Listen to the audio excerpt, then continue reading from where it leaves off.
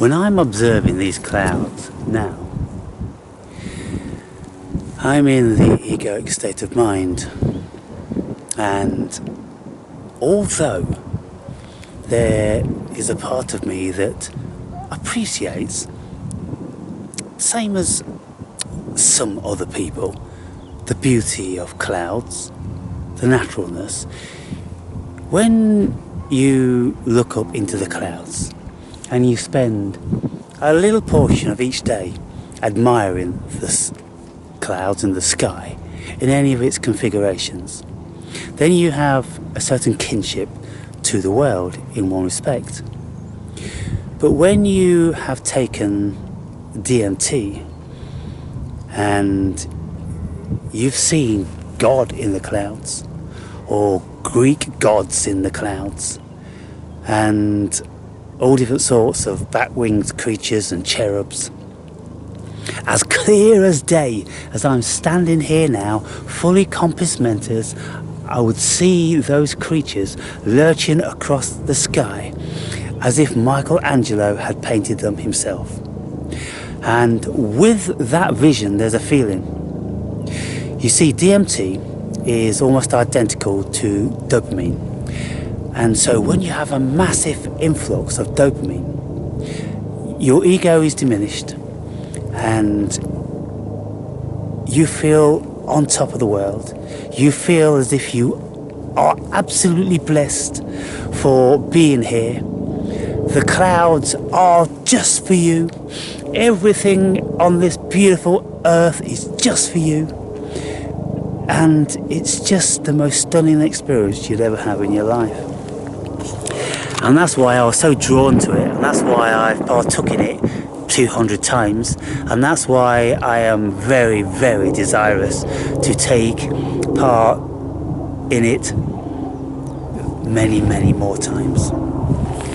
Because there is something to be said for the God particle. Rick Strassman, Dr. Rick Strassman, did an experiment on 60 clients, volunteers, mature and educated, who took intravenously DMT. And that means they went under for about an hour and 15 minutes. They saw all different sorts of things with their eyes closed, because it was an eyes closed experiment.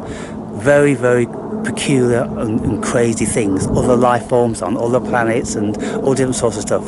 And they all said that it was one, if not the most powerful experience they've ever had in their life. And they had a whole new relationship with the spiritual dimension, because they knew it was real. And when we enter into this God consciousness, and Rick Strassman called his book The God Molecule, because it induces the feeling of God, people. And so in my book I'm speaking about all these encounters I have had with the God particle, and how I have seen God in the clouds, or at least a bearded white man with his robe on. And I have felt a feeling of absolute bliss, a blessedness, as if I was a perfect creation of the cosmos, and the cosmos in turn was a perfect creation. There is nothing to fault. It's absolutely amazing. And you're awestruck. And you apologise profusely for every single second of any particular occasion when you was pissed off or cursing, cussing, disgruntled, because you feel so ridiculous. Because you couldn't see it. You couldn't feel it. In the book I asked, why can't we feel it more often? You see, in our brain we have receptors for DMT. And so throughout our evolution we have had these DMT experiences for millennia. And it must be only in very, very recent times that we've stopped having them. But the receptors are still there. We actually create DMT in our bodies and in our brains. And some of you, if you've ever had visions, extra special visions in some sort of a dream or apparition or whatever, then you know what I'm speaking about. Crystal clear, perfect images, like the night two angels paid me a visit. Incredible beyond words. And so, when we take DMT, our heart is completely still and open and infused with love, and everything is love, and we just long to stay there, but we can't function there. We're just awestruck, we're just gripped, mesmerized. Terence McKenna used to say, we have to be careful that we don't die from astonishment.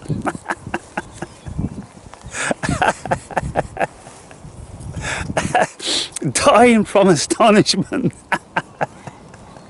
Oh, fuck. Oh, dying from a love overload, because I've had DMT give me an overload of love, and it dropped me to my knees and had me begging for it to stop.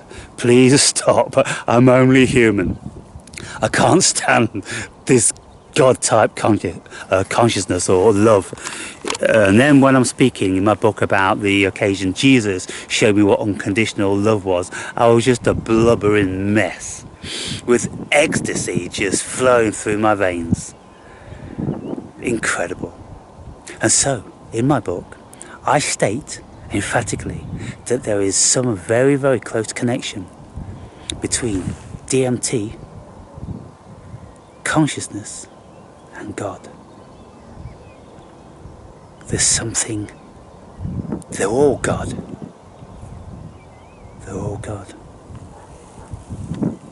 And because we have DMT within us, we are conscious, and we are God also.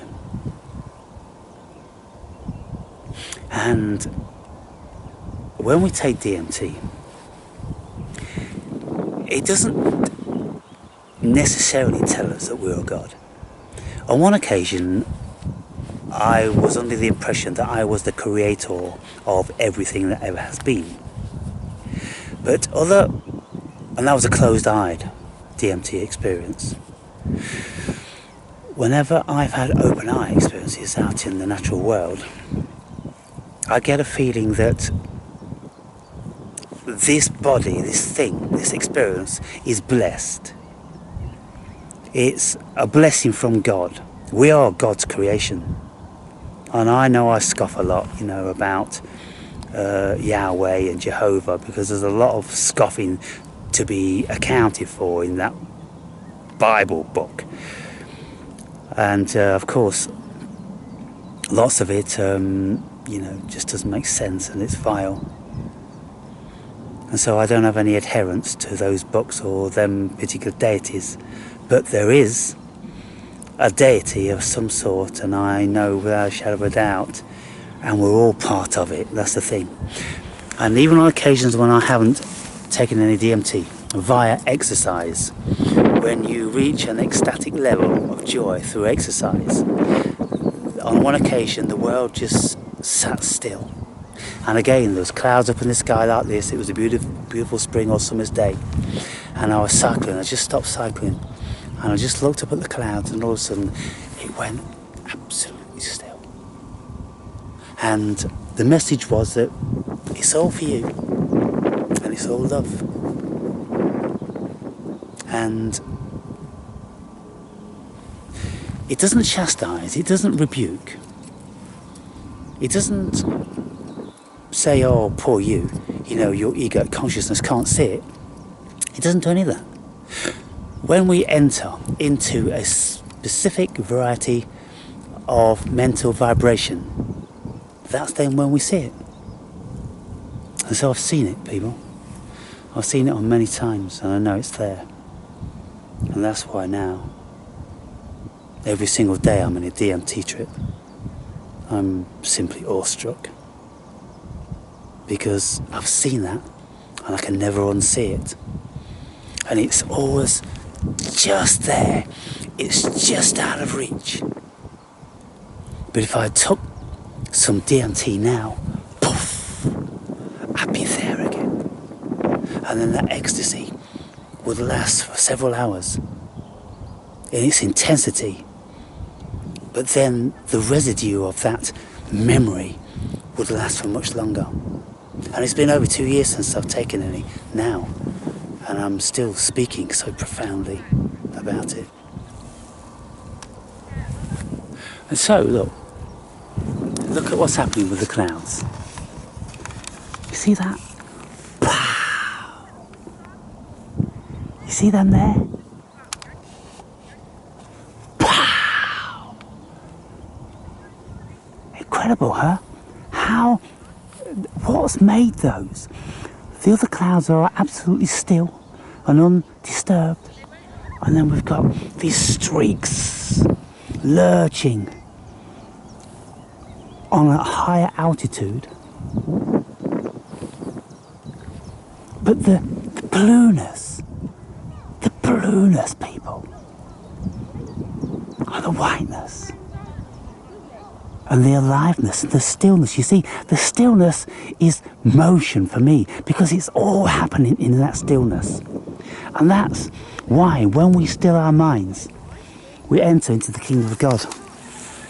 Because we enter into that stillness and we exit the motion of the ego, the churning, the crunching, the grinding of the ego. Once the ego has stopped, once it has been eradicated, once it's been utterly abated, that's when you enter the kingdom of God. So if you want to know more about that, I speak about it in the greatest of depths, in many, many scenarios, in the world's first spiritual Bible. I'm not fucking about it, people. The Closer to God book is the world's first spiritual Bible. For those who have eyes to see, for those who have ears to hear.